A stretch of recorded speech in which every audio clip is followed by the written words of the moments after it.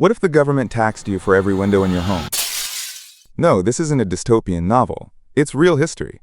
For over 150 years, several European countries, including England and France, imposed a tax not on land, income, or goods, but on the number of windows in your house.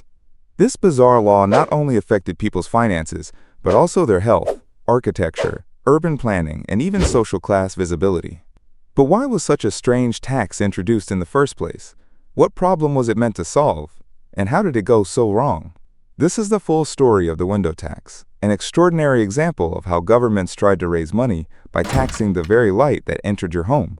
To understand the window tax, we must first look at the financial crisis facing England in the late 17th century. By 1696, England was embroiled in long and expensive wars, most notably the 9 Years' War against France. War required money, lots of it. Traditional forms of taxation were no longer sufficient to cover the soaring costs of military campaigns, the expansion of the navy, and the increasing bureaucratic needs of the growing British state. But here was the problem. Wealth in the 17th century wasn't easily traceable. There was no standardized income reporting system, and landowners, merchants, and nobles often concealed their wealth. Attempting to implement a direct income tax would have been not only politically explosive, but practically unenforceable. Instead, the government looked for indirect ways to estimate wealth. Taxing property was one method, but again, measuring the value of land or buildings was inconsistent and prone to corruption. So Parliament devised a new, seemingly elegant solution: tax houses based on the number of windows. Windows, they reasoned, were a visible indicator of prosperity. Larger homes generally had more windows.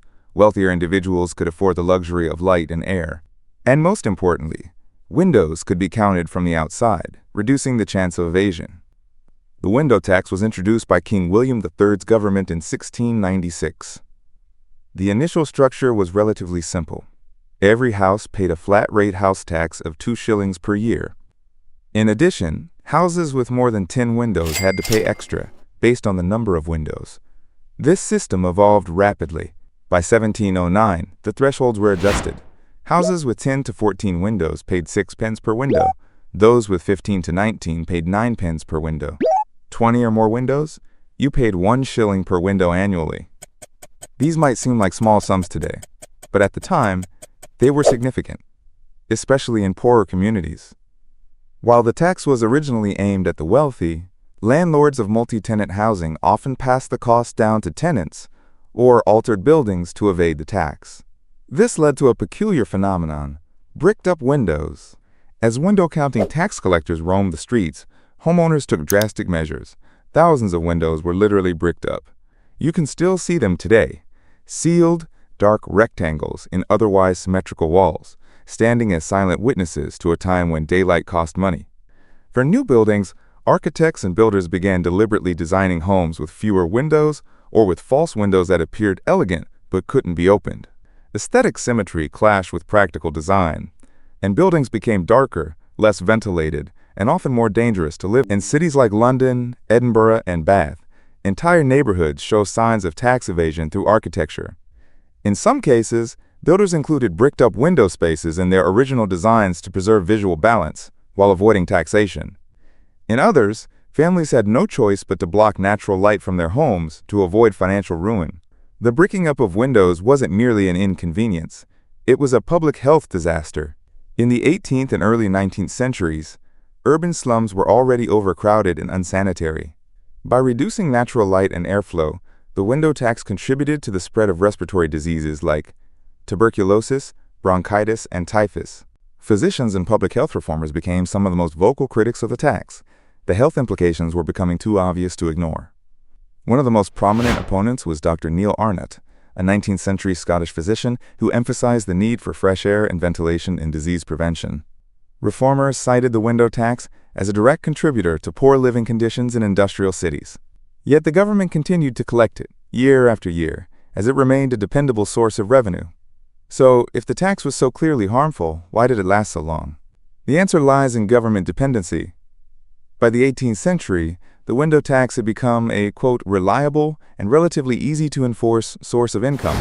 Its administrative simplicity, count the windows, assess the charge, made it more efficient than other forms of taxation in a pre-industrial economy.